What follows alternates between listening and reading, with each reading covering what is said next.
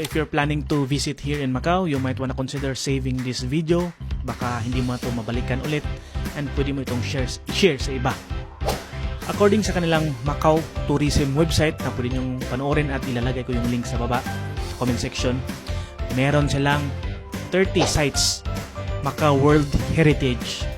Meron silang 45 sites of museum and galleries. Meron silang 17 churches.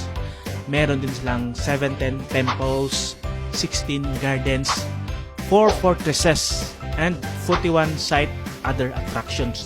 Hindi pa kasali dyan yung mga casino, mga big casino player.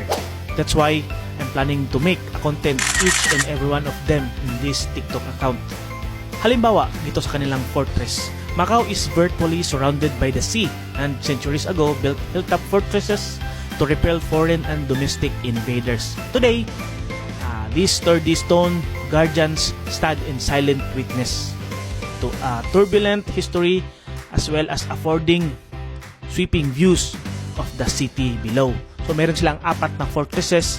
Siguro 2 sa mga fortress ang napuntahan ko na at na-document ko na.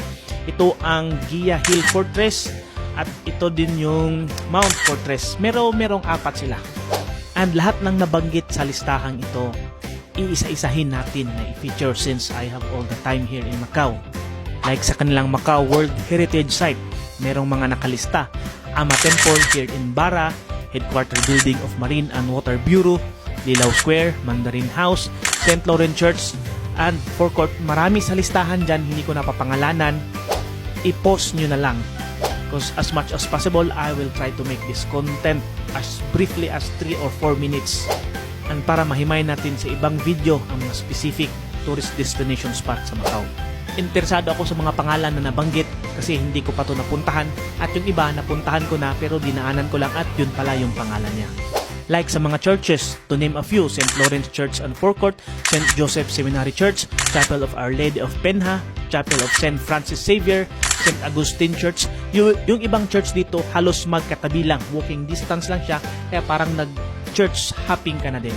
Or yung tinatawag nilang bisita iglesia nga, kaya mong tumawid sa kabilang simbahan kasi Macau was influenced by the Portuguese.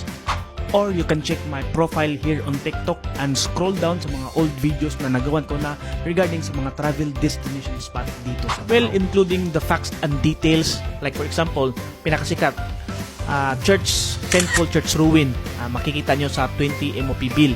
Sinasabi nila kapag makapunta ka ng Macau, huwag mong kalimutang maka-visit sa St. Paul Church ruin kasi isa yun sa mga iconic landmark dito sa Macau. And museum galleries, other historical landmarks and attraction na pwede nyong puntahan. Yung iba kasi dito is meron siyang mga entrance fee. Yung iba wala. Yung iba magadepende under renovation. Depende sa maaabutan nyo. Which is malaking cultural significant dito sa kasaysayan ng Macau at sa kasalukuyan ngayon.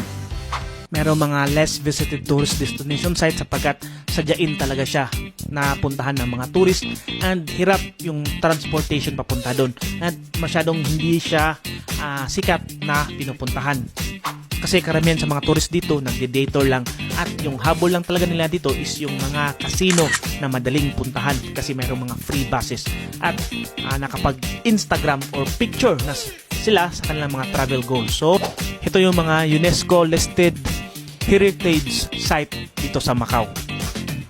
Other attractions, Macau Giant Panda, Macau Tower, Macau Fisherman's Wharf, Lotus Square, Macau Cultural Center, Ama Cultural Village, Border Gate, Portas de Cerco, General Post Office at marami pang iba.